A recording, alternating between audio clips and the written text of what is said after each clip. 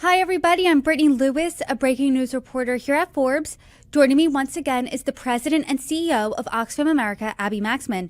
Abby, thanks so much for joining me. It's great to be with you again, Brittany. I'm really interested in hearing about a trip you took recently to the Middle East because back in October, President Trump, he declared that the war in Gaza was over and phase one of the ceasefire agreement between Israel and Hamas went into effect. In the 2 months that have followed since, it really seems like that ceasefire has been in a tenuous position. Both sides have accused the other of violating the deal. But you were recently in the West Bank. So to start off the conversation, what was the humanitarian situation on the ground there like? Thanks, Brittany. Well, the humanitarian crisis isn't over in either the Gaza or the West Bank. Despite Israel's ending of mass bombardment and some aid being allowed in Gaza, the chokehold on Palestinians all across Gaza remains deadly, and across the West Bank as well, the chokehold is tightening more than ever. It's more than I've ever seen. And why is that? How is that happening? Dive a little deeper in there for us. Yeah, well, across the West Bank, we've seen, and I was at last there in the early 2024, and then I am just back, as you said.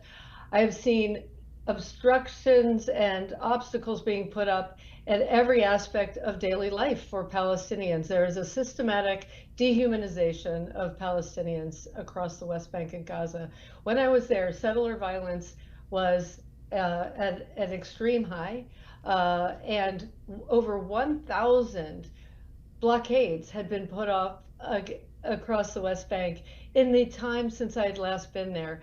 Just basic daily movements, ability to move, to travel, to live, to be able to go to your jobs, to do regular commerce. There's the opposite of an enabling environment.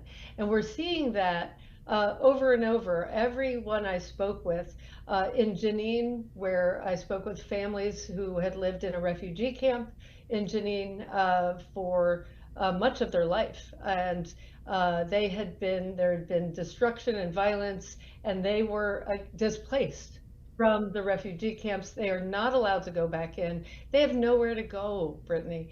Eight-member families living in a university dorm room, but it's temporary housing, and they have nowhere to go. What they do want now is the very low bar of going back to the refugee camps where people ran businesses, restaurants, had daily life, schools, education, all of that taken away.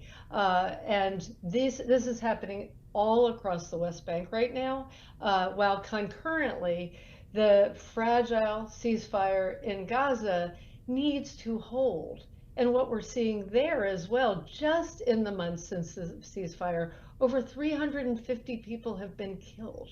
We as Oxfam and our partners are unable to move goods, services, all of the needs, the surge of humanitarian goods, food, our ability to provide, repair water supplies and give people access to water and hygiene, just as it's winter and they're living in rubble in tents. We have $2.5 million of aid we've procured stuck on the outside of Gaza. That's part of $50 million worth of aid across others that is not allowed in. So we are not able to do our jobs anywhere near the scale that is needed. So the